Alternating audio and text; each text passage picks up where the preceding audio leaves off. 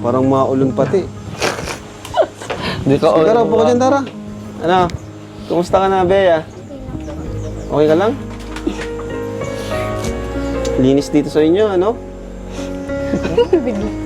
Biglaan itong pupunta natin, pero malinis naman, ah. Kumusta kayo, Dara? Ayos lang po. Kayo po, kamusta po? Okay din naman kami. Saan po pala kayo galing? Pagka... Ano, wala. Wala pa kami, first vlog namin ngayon sa inyo. Kayong dalawa lang? Oo po kami galing. Tapos si Papa. Kumusta naman kayong dalawa dito? Ayos mo lang po. Dati lang. Kailan ang pasukan nyo? Sa Ma-college June. ka na ba? Grade ano ka 12 na? pa lang po. Grade 12? Hindi ako sanay pa niya lang. Yung lumaki. Pero dati ako ng ano. Dati ako ng attitude na pinakakita mo sa akin. Mabait, ganyan. Wish ko na sila. Yung bakasyon, Dara, ano yung pinagkakaabalahan mo? Ano po, siguro po ano lang po, naggagamas-gamas. Matalinga po kami. Dito sa bundok. O nga pala, Dara, madalas di ka nakakasama no, sa mga lakad ng Angels ngayon. Kumusta naman? Okay ka lang ba? Wala ka naman bang problema? Wala naman po. Wala naman po ang problema sa Angels. Sadyang ano lang po talaga, din lang po ako talaga nakakasama.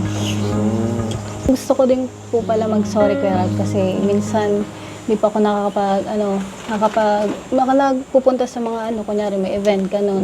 Hindi ako nakakapagpunta kasi unang-una po, sobrang layo po ng lugar ko. Tapos, Okay lang naman. kasi binabantayan ko din po yung baboy na binigay ni Kuya. Okay lang naman kasi pag na-invite naman ako, di ba sabi ko yung sino lang yung pwede. Opo. Maliban na lang pag yung about sa Velvet Box, yung mga business related, yun talaga professional yun eh. Kuya Rob, may sasabihin din po pala sana ako na kung pwede po sana na tulad nga po na nahihiya na din pa ako sa inyo tapos di pa ako nakaka-attend sa mga sa mga event tapos sa mga Angels. Kung pwede po sana na tanggalin muna sa kay Angels. Kasi nahihiya na din pa ako. Nahihiya na din pa ako minsan kasi hindi ako nakakapunta. Ganun. Okay lang naman yun, di ka naman namin Bakit mo naman naisip yun na tanggalin ka na muna? Kasi po, minsan nakokonsensya pa ako. Kasi, yun nga po, sobrang layo ng lugar ko, tapos di ako nakakapagpunta sa mga event, ganun. Maliban dun, may ka pa, baka may iba ka pang dahilan kung bakit. Wala naman po.